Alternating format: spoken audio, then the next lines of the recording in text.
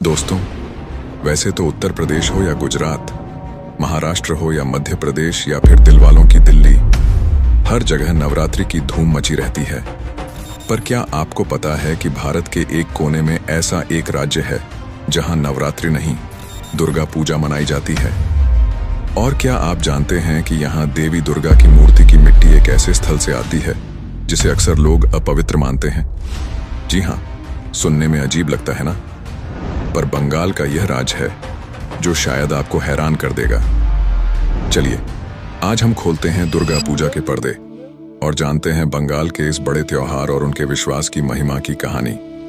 इसलिए इस वीडियो को अंत तक जरूर देखें। दोस्तों, खासकर पश्चिम बंगाल की राजधानी कोलकाता में पूरे साल में दुर्गा पूजा का समय ही एकमात्र ऐसा समय होता है जब शायद ही कोई व्यक्ति हो जो खुद को घर में कैद रखता हो। यूं तो यह त्योहार 10 दिनों से भी लंबा चलता है, लेकिन परंपरागत रूप से कोलकाता में दुर्गा पूजा सिर्फ 5 दिनों की होती है और यह त्योहार पंचमी से लेकर विजयादशमी तक ही मनाया जाता है। दशमी के दिन देवी दुर्गा समेत बाकी सभी देवी देवताओं और उनके वाहनों का विसर्जन कर दिया जाता है। दुर्गा पूजा में मां दुर्गा की भव्य मूर्तियों का एक खास महत्व होता है। पूरे भारत में लोकप्रिय इस पूजा के लिए यहाँ विशेष मिट्टी से माता की मूर्तियों का निर्माण होता है और उस मिट्टी का नाम है निषिद्धोपाली। सुनकर हैरानी होगी कि दुर्गा पूजा के दौरान देवी मां की मूर्ति के लिए मिट्टी तवायफों के आंगन से लाई जाती है। दरअसल देवी दुर्गा की कोई भी प्रतिमा तब तक संपूर्ण नहीं मानी जाती जब तक उसकी मिट्टी में किसी वेश्यालय की मिट्टी न मिलाई जाए। वेश्यालय वह जगह जिसे सबसे अपवित्र माना जाता है।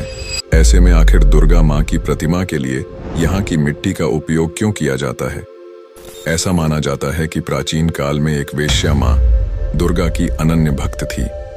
उसे तिरस्कार से बचाने के लिए मां ने स्वयं आदेश देकर उसके आंगन की मिट्टी से अपनी मूर्ति स्थापित करवाने की परंपरा शुरू करवाई। साथ ही मां ने उसे वरदान दिया कि बिना वेश्यालय की मिट्टी के उपयोग के दुर्गा प्रतिमाओं को पूरा नहीं माना जाएगा, और तब से इस परंपरा की शुरुआत हुई। देश के बाकी सभी हिस्सों में नवरात्रि के दौरान देवी दुर्गा को मां के रूप में पूजा जाता है।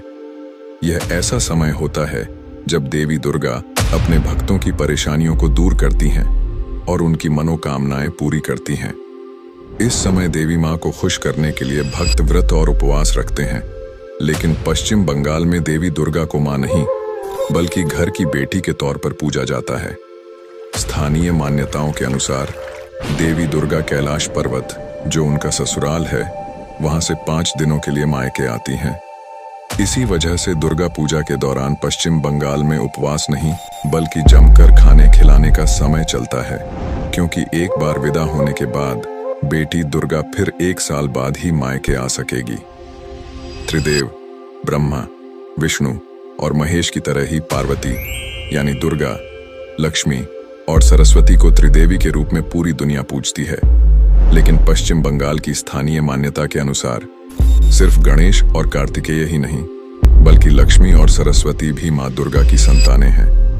कैलाश से मां दुर्गा जिस तरह धरती पर अपने मायके आती हैं, ठीक उसी तरह लक्ष्मी, सरस्वती, कार्तिकेय और गणेश कैलाश से अपने ननिहाल धरती पर आते हैं।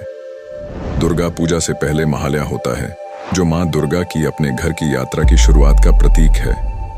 यह दिन देवी दुर्गा के धरती पर आगमन का दिन माना जाता है। वास्तविक पूजा महाषष्ठी या छठे दिन से शुरू होती है, जहां भक्त देवी का धूमधाम और उत्साह के साथ स्वागत करते हैं।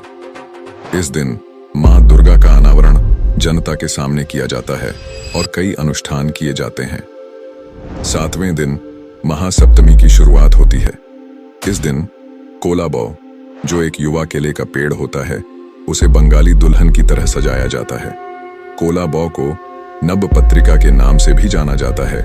नब का मतलब होता है 9 और पत्रिका का मतलब पौधा। इसमें 9 पौधे होते हैं जो मां दुर्गा के 9 रूपों का प्रतीकात्मक प्रतिनिधित्व करते हैं।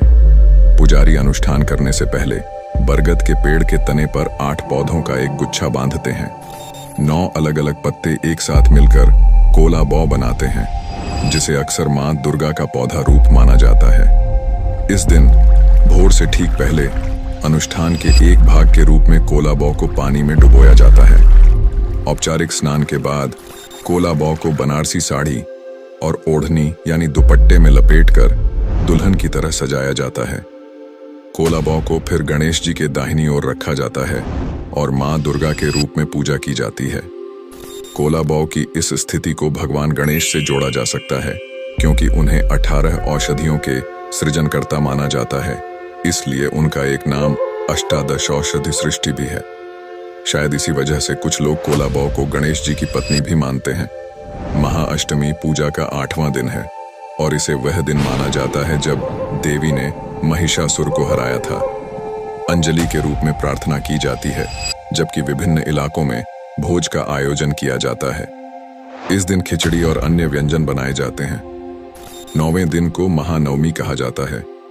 जैसे ही संधि पूजा समाप्त होती है, महानवमी शुरू हो जाती है। समापन अनुष्ठान के रूप में महाआरती की जाती है। इस दिन महाआरती में भाग लेने के लिए लोगों की लंबी कतारें लग जाती हैं। दशवां दिन या महादशमी दुर्गा पूजा का अंतिम दिन होता है। इस दिन दुर्गा और अन्य देवताओं को गंगा नदी में विसर्जित किया जाता है। विसर्जन से पहले विवाहित महिलाएं सिंदूर खेला में भाग लेती हैं, जहां वे एक दूसरे के चेहरे पर सिंदूर लगाती हैं। लोग पूजा की भावना का जश्न मनाने के लिए सड़क पर नाचते और जयकारे लगाते हैं। विसर्जन के बाद एक विशिष्ट रिवाज का पालन किया जाता है, जहां लोग अपने रिश्तेदारों के घर विजयदशमी की शुभकामनाएं देने जाते हैं। मान्यता के अनुसार हर उस पंडाल में या स्थल पर जहां दुर्गा पूजा होती है, वहां शरद पूर्णिमा के दिन लक्ष्मी पूजा, जिसे कोजागरी लक्ष्मी पूजा कहा जाता है, उसका आयोजन किया जाता है। इसलिए कहा जाता है कि दशमी के बाद देवी दुर्गा जब अपने बच्चों के साथ कैलाश वापस लौटती हैं, तब उनके साथ कार्तिकेय, गणेश और देवी सरस्वती भी होती हैं। देवी लक्ष्मी कोजागरी लक्ष्मी पूजा के बाद कैलाश वापस लौटती हैं और इस तरह बंगाल में दुर्गा पूजा संपन्न होती है।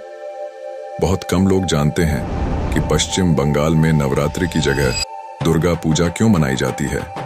तो दोस्तों, क्या आपको पता था कि दुर्गा पूजा सिर्फ एक पूजा नहीं, बल्कि एक ऐसी परंपरा है जो प्राचीन युग से जुड़ी है और बंगाल में मां दुर्गा को सिर्फ देवी नहीं, घर की बेटी के रूप में माना जाता है। तो सोचिए, अगले साल जब दुर्गा पूजा आएगी, आप इस त्योहार को एक नए दृष्टिकोण से देखेंगे। हमें आपके आर्थिक योगदान की बहुत जरूरत है, तो कृपया हमारे मेंबरशिप सेक्शन में जाकर चैनल के सदस्य जरूर बने। जो लोग आर्थिक रूप से समर्थन नहीं कर सकते, उनका एक कमेंट ही हमारे लिए बहुत मायने रखता है। अगर इस वीडियो पर 500 कमेंट्स हो जाते हैं, तो आज के कलयुग में हमारे सनातन धर्म की जीत मानी जाएगी। जय मां दुर्गा।